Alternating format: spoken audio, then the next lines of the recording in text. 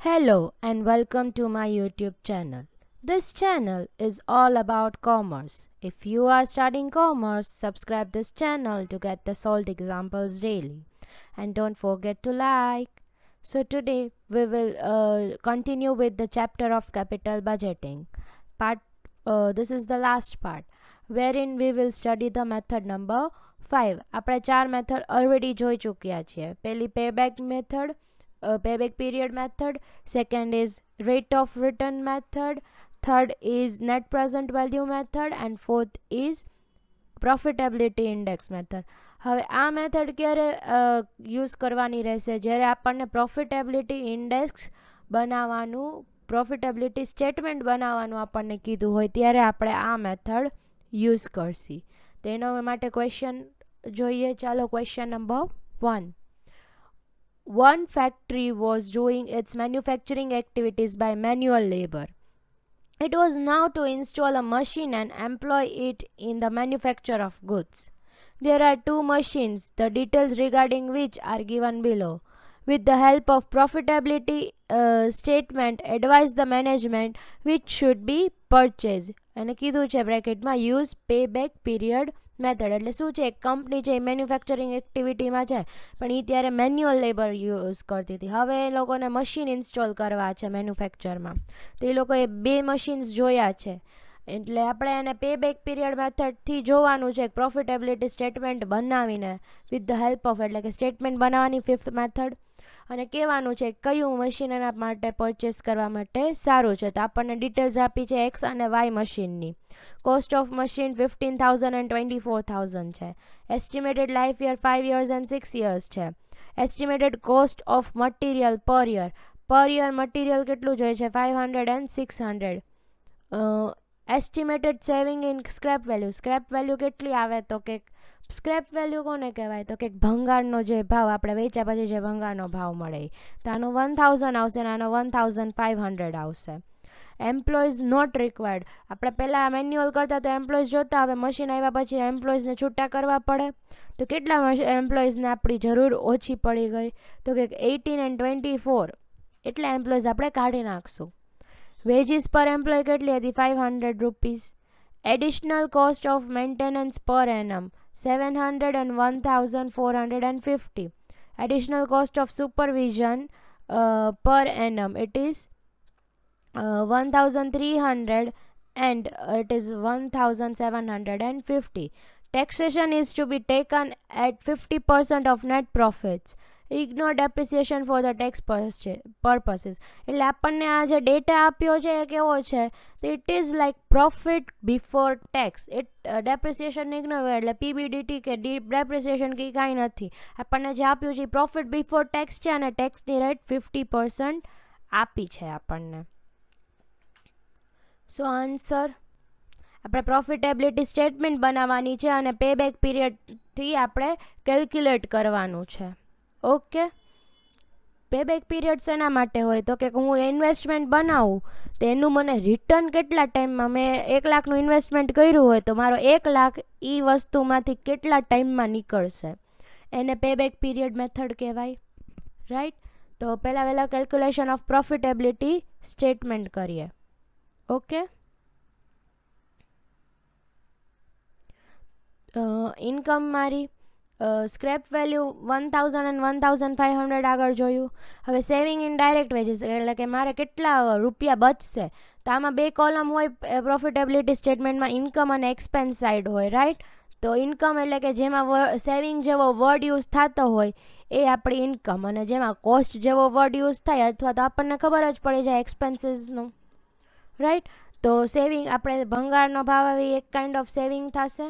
તો 1,000 અને 1,500 saving in direct veggies, એટલે મેં આ 18 એમ્પ્લોઈઝ અને 24 એમ્પ્લોઈઝ છે એક્સ અને વાય મશીન પ્રમાણે હું છૂટા કરીશ.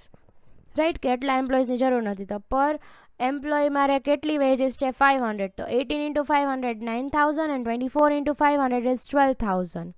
તો સેવિંગ મારી total income, total of income હું એ કરું છું 10,000 and 13,500.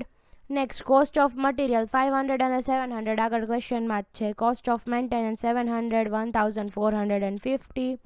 Cost of supervision 1300 and 1750.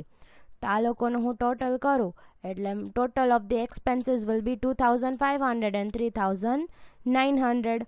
નવ પ્રોફિટ બિફોર ટેક્સ મારો કેટલો થાય તો કે A minus B income minus expense કરું એટલે મને મળી જાય 7500 એન્ડ 9600.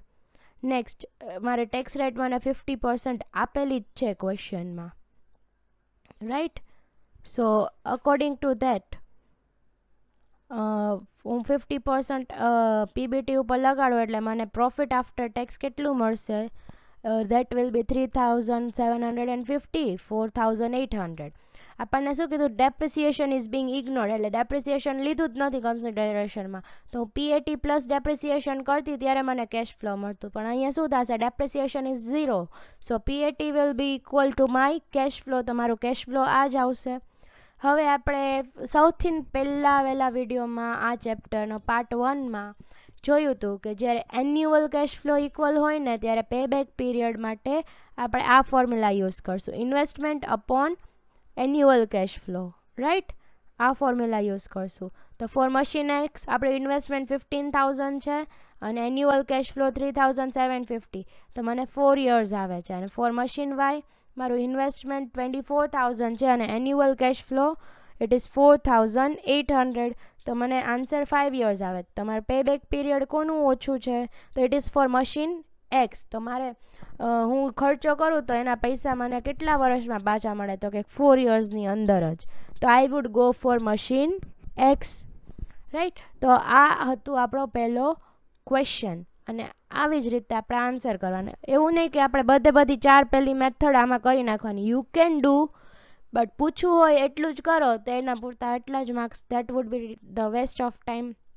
આપણને અહીંયા સ્પેશિયલી ખાલી કીધું હતું પેબેક પીરિયડનું કરવાનું જ ક્વેશ્ચનમાં, એટલે જ પેબેક પીરિયડનું કરવું. Otherwise you can calculate the other things as well. Let's move to the next question.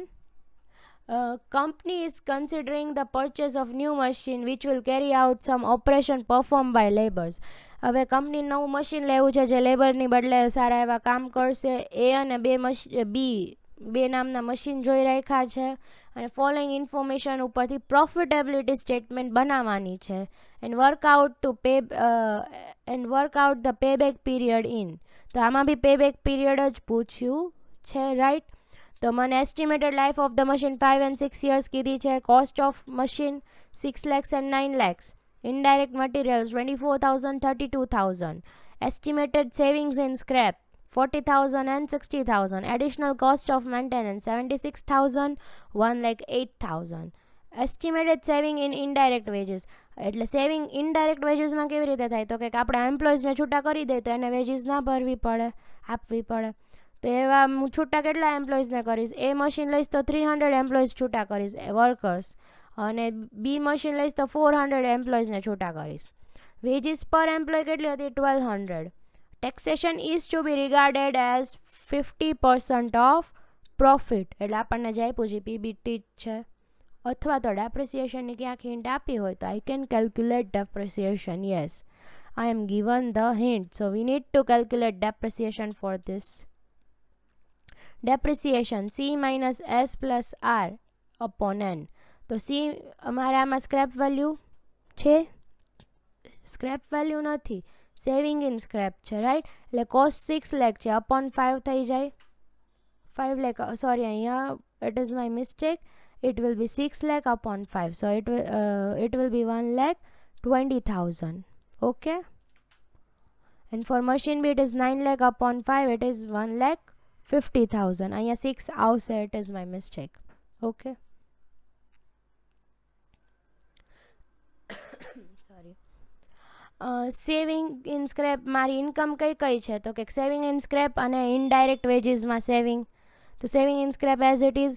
Indirect veggies તો કે 300 લેબર્સ ઇન્ટુ પર લેબર વેજીસ 1,200. 400 ઇન્ટુ 1,200 એટલે એ અને બી માટેનું મને મળી ગઈ saving. Total of income, it will be my A. Expenses, cost of indirect material as it is from the question, cost of maintenance as it is from the question, એટલે મને B મળી જશે total of expenses. પણ આ મને મળ્યું શું હશે? earning before depreciation and tax. આગળના સમમાં મને કીધું હતું ઇટ ઇઝ રિગાર્ડલેસ ઓફ ડેપ્રિસિએશન, એટલે કે પ્રોફિટ બિફોર ટેક્સ હતું, પણ આમાં મને કંઈ કીધું નથી, એટલે મારે એઝ્યુમ જ કરી લેવાનું કોસ્ટ અને નંબર ઓફ યર્સ આપેલા હોય તો કે મારે ડેપ્રિસિએશન કેલ્ક્યુલેટ કરવાનું, એટલે કે જે મને આ મળશે એ શું હશે? A માઇનસ B મારું EBDT earning before depreciation and tax. તો A 4 lakh minus 1 lakh, it will be 3 lakh, right? 4 lakh minus 1 lakh, it will be 3 lakhs.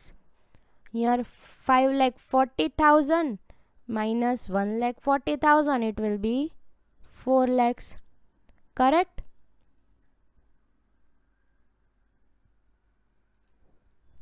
Depreciation હવે જેમ કેલ્ક્યુલેટ કર્યું એને આપણે લેસ કરશું એટલે EBT અર્નિંગ બિફોર ટેક્સ મળી જાય. એમાં ટેક્સ રેટ મને 50% આપેલા જ છે.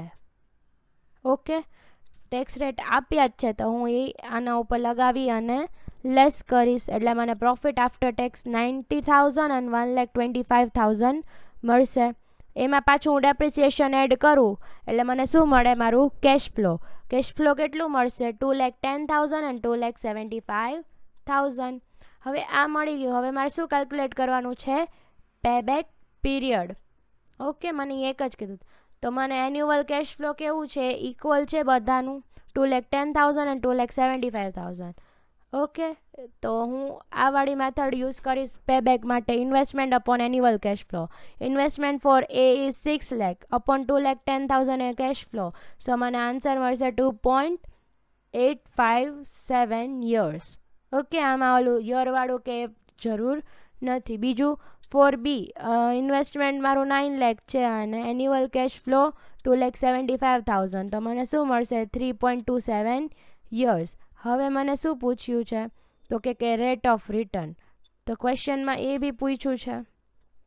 ઓકે, ન પૂછ્યું હોય તો બી આ આપણા રેફરન્સ માટે છે. તો આવી રીતે રેટ ઓફ રિટર્ન કીધું હોય તો આમાં એવરેજ ઇન્વેસ્ટમેન્ટ વાળો ફોર્મ્યુલા નહીં લેવાનો. ઓકે, કેમ કે સ્ક્રેપ વેલ્યુ છે જ નહીં. You can not take average investment formula. Rate of return કીધું છે એટલે ઓરિજિનલ ઇન્વેસ્ટમેન્ટ જ લેવાનું. એટલે એવરેજ PAT કેવી રીતે મળે? તો કે ટોટલ ઓફ પ્રોફિટ આપણનું જે PAT છે એ જ કન્સિડર કરવાનું, એમાં એવરેજ નહીં લેવાનું. 90,000 and 1,25,000 for A and B અને total original investment 6 lakh and 9 lakh into 100 એટલે મને શું આવશે? 15% and 13.89%. Okay, so this was my question and answer. Let's move to the next one. Kadam Limited wants to purchase one of the two alternative machine. બેમાંથી એક machine એને લેવું છે. The following details are available in respect of this machine. આ મશીનમાં આપણને થોડીક details આપી છે. લાઈક પરચેસ પ્રાઇસ કેટલી છે? એટલે ઇન્વેસ્ટમેન્ટ જ કહેવાય આને. 4,50,000 અને 5 lakhs છે. ફિક્સ કોસ્ટ પર એનમ ડેપ્રિસિએશન ઇન્ક્લુડિંગ. આ મોસ્ટ ઇમ્પોર્ટન્ટ સમ છે. એક્ઝામમાં જતાં પહેલાં આ સમ જરૂરથી રિફર કરવાનો. There are chances of asking this question. અથવા તો આની વર્કિંગ નોટ્સની થોડુંક વર્કિંગ અલગ કાઇન્ડ ઓફ છે. એટલે ફિક્સ કોસ્ટ પર એનમ કેટલી છે? 2,50,000 and 3,50,000. It is including depreciation, right? Variable cost પર યુનિટ કેટલી છે? 30 અને 32. પ્રોડક્શન પર અવર, 1 કલાકનું પ્રોડક્શન 4 and 6 પર અવર. ઓકે, એટલે યુનિટ્સ છે કે 1 કલાકમાં આપણે 4 યુનિટ્સ અને 6 યુનિટ્સ પ્રોડ્યુસ કરીએ છીએ. એડિશનલ ઇન્ફોર્મેશન આપી છે. સેલિંગ પ્રાઇસ પર યુનિટ 50 છે. Estimated life of each machine 5 years છે. એન આપણો 5 થઈ ગયો. એન્યુઅલ ઓપરેશન અવર્સ 4,000, એટલે કે ટોટલ મારું મશીન કેટલા કલાક કામ કરે છે? તો કે 4,000 કલાક. રેટ ઓફ રિટર્ન 50% છે. Cost of raising the finance 10%. Okay, evaluate એટલે cost of raising the finance એ થોડું કન્ફ્યુઝ કરવા માટે આપ્યું છે. Okay, evaluate the project using net present value. આમાં આપણને નેટ પ્રેઝન્ટ વેલ્યુ પૂછી છે. યર 5 યર્સનો ડેટા છે ને એની પ્રેઝન્ટ વેલ્યુ આપેલી છે, મીન્સ ડિસ્કાઉન્ટેડ વેલ્યુ આપેલી છે. Let's move.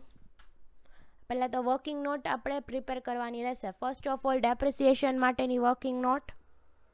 તો મારી કોસ્ટ 4,50,000 છે અને એન મારો 5 છે. સ્ક્રેપ વેલ્યુ કે આર કંઈ આપ્યું નથી, એટલે for X my depreciation is 90,000 and for Y 5 lakh upon 5 that is 1 lakh. આ મને ડેપ્રિસિએશનનું કેલ્ક્યુલેશન થઈ ગયું. હવે બીજી વાત, કેલ્ક્યુલેશન ઓફ ફિક્સ કોસ્ટ કરવાનું છે. ઓલું ઇન્ક્લુડિંગ ડેપ્રિસિએશન હતું, રાઈટ? અહીંયા મને કીધું છે including depreciation. Here you can see. તો મારે જોઈએ છે કેવું જોઈએ છે, એક્સેપ્ટ ડેપ્રિસિએશન જોઈએ છે. તો ફિક્સ કોસ્ટમાંથી હું આ જે ડેપ્રિસિએશન ફાઇન્ડ કર્યું એ લેસ કરું એટલે મને ફિક્સ કોસ્ટ જ ખાલી મળશે ડેપ્રિસિએશનને બાદ કરતાં. તો 2,50,000 માઇનસ 90,000 એટલે કે 1,60,000 મળે અને 4,50,000 minus 1 lakh that will be 2,50,000. હવે કેટલી યુનિટ્સ હું પ્રોડ્યુસ કરું છું એના માટે વર્કિંગ નોટ નંબર 3 છે, production of total number of units. તો મને શું કીધું હતું, 1 અવરમાં હું 4 યુનિટ્સ પ્રોડ્યુસ કરું છું. This is my question. એમાં શું કીધું છે, પ્રોડક્શન પર અવર, એટલે 1 અવરમાં 4 યુનિટ્સ અને આની 6 યુનિટ્સ છે. તો 1 અવર 4 યુનિટ્સ, તો ટોટલ આપણને કેટલી અવર્સ આપેલી છે, annual operating hours it is 4,000. તો 4,000 અવરમાં કેટલી, તો ક્રોસ મલ્ટિપ્લિકેશન થાય. હું 4,000 અહીંયા લઈ જાઉં એટલે અહીંયા મલ્ટિપ્લિકેશન થશે ને divide by 1. So 4,000 into 4 upon 1 એટલે I will get it as 16,000 units. હવે ફોર વાય મને 1 કલાકમાં હું 6 યુનિટ્સ પ્રોડ્યુસ કરું છું. તો 4,000 અવર્સમાં કેટલી કરીશ, તો 4,000 ઇન્ટુ 6 ડિવાઈડ બાય 1 એટલે મારો ક્રોસ મલ્ટિપ્લિકેશન કરું એટલે મને આન્સર આવશે 24,000 યુનિટ્સ. હવે આ યુનિટ્સનું કામ છે. હવે કેલ્ક્યુલેશન ઓફ સેલ ગોતવાનું. મને સેલિંગ પ્રાઇસ પર યુનિટ કેટલી આપી છે, 50 ક્વેશ્ચનમાં, રાઈટ? સેલિંગ પ્રાઇસ પર યુનિટ ઇટ ઇઝ 50. તો 16,000 યુનિટ્સ આપણે આગળ જ જોયું ફોર એક્સ છે અને 24,000 યુનિટ્સ ફોર વાય છે. તો ઇન્ટુ 50 કરું એટલે ટોટલ નંબર ઓફ સેલ મળશે 8 lakh and 12 lakh, right? Next calculation of variable cost કરવાનું છે. વેરિયેબલ કોસ્ટ પર યુનિટ મને આપેલું જ છે 30 અને 32, right? Here it is given variable cost 30 and 32. તો ઇન્ટુ 16,000 કરું યુનિટ્સ એટલે કે મને વેરિયેબલ કોસ્ટ ઓલ ઓવર મળશે પર યુનિટ એટલા છે. તો ઇન્ટુ યુનિટ્સ કરું એટલે overall variable cost 4,80,000 and 22,000 into 32 it will be 7,68,000 total variable cost. હવે આટલું મળી ગયું. હવે આપણે શું પ્રિપેર કરશું, પ્રોફિટેબિલિટી સ્ટેટમેન્ટ પ્રિપેર કરશું. તો ઇન્કમમાં મારે ખાલી સેલ જ છે, સ્ક્રેપ વેલ્યુની સેવિંગ કે કાંઈ આપ્યું નથી. લેબર્સ નોટ રિક્વાયર્ડ પર અવર લેબર રેટ એ આગલામાં આપ્યું તો આમાં નથી આપ્યું. તો સેલ છે એ મારી ઇન્કમ જ થઈ કહેવાય. The rupees will get to me. તો સેલ 8 લાખ એન્ડ 12 લાખ એ જ મારો ટોટલ ઓફ ઇન્કમ એ બનશે. એક્સપેન્સીસ, ફિક્સ એક્સપેન્સ આપણે કેલ્ક્યુલેટ કર્યા excluding depreciation it is 1,60,000 and 2,50,000. Variable expense B હમણાં કેલ્ક્યુલેટ કર્યા 30 અને 32 પર યુનિટવાળા, તો it is 4,80,000 and 7,68,000. So total of expenses will be my B. જે મળશે એ મને શું મળશે, EBDT મળશે, એ માઇનસ બી, રાઈટ? Income minus expenses. એમાંથી હું ડેપ્રિસિએશન લેસ કરીશ. ડેપ્રિસિએશન આપણે વર્કિંગ નોટ 1માં જ કેલ્ક્યુલેટ કર્યું હતું. તો ડેપ્રિસિએશન 90,000 એન્ડ 1 લાખ હું લેસ કરું એટલે EBT મળે, earning before tax 70,000 and 82,000 here. એમાંથી હું 50% ટેક્સ રેટ મને આપેલી છે તો એ ટેક્સ 50% લેસ કરો એટલે મારું પ્રોફિટ આફ્ટર ટેક્સ PAT કેટલું આવશે, 35,000 એન્ડ 41,000. એમાં અગેન હું ડેપ્રિસિએશનને એડ કરું 90,000 અને 1 લાખને તો મને કેશ ફ્લો મળી જશે, right? My cash flow will be 1,25,000 and 1,41,000. હવે આપણને શું પ્રિપેર કરવાનું કીધું છે, તો કે નેટ પ્રેઝન્ટ વેલ્યુ. તો નેટ પ્રેઝન્ટ વેલ્યુ માટે મને ડિસ્કાઉન્ટેડ કેશ ફ્લો જોશે. તો ડિસ્કાઉન્ટેડ કેશ ફ્લો માટે મારે આ ટેબલ પ્રિપેર કરવાનું રહેશે, રાઈટ? તો 5 યરનો ડેટા મને આપેલો છે. કેશ ફ્લો મેં આગળ જ calculate કરું 1,25,000 and 1,41,000. So I will prepare for both the machine. તો કેશ ફ્લો તો બધાનું સેમ જ છે, એન્યુઅલ આપણે અલગ અલગ તો કાઉન્ટ નહીં કરીએ. ડિસ્કાઉન્ટેડ વેલ્યુ છે એ મને ક્વેશ્ચનમાં અહીંયા આપેલી છે, રાઈટ? તો એ લખીએ. તો 2 into 3 કરું એટલે મને કોલમ નંબર 4 મળશે, and this is my total of column number 4. હવે હું નેટ પ્રેઝન્ટ વેલ્યુ કેલ્ક્યુલેટ કરીશ finally. So discounted cash flow minus investment. So discounted cash flow for machine X, it is 4,73,750, right? અને મારું investment એટલે કે purchase price of machine 4,50,000 છે. તો what's the difference? It is 23,750. For machine Y મારી discounted cash flow કેટલું છે? It's 5,34,390, right? અને મારી ઇન્વેસ્ટમેન્ટ ઇઝ ઓફ 5 લાખ. તો વચ્ચેનો ડિફરન્સ 34,390. તો આ બંનેમાંથી હું શું સિલેક્ટ કરીશ? તો કે નેટ પ્રેઝન્ટ વેલ્યુ મારી કોની વધારે કહેવાશે? વાયની વધારે કહેવાશે. તો Y will be selected. Okay, so this is it. તમને ન સમજાય કાંઈ, કોઈ બી ડાઉટ હોય તો તમે કમેન્ટમાં પૂછી શકો છો. અને આમ જ આગળ શીખવા માટે પ્લીઝ ચેનલને લાઇક, શેર એન્ડ સબસ્ક્રાઈબ કરજો. Thank you.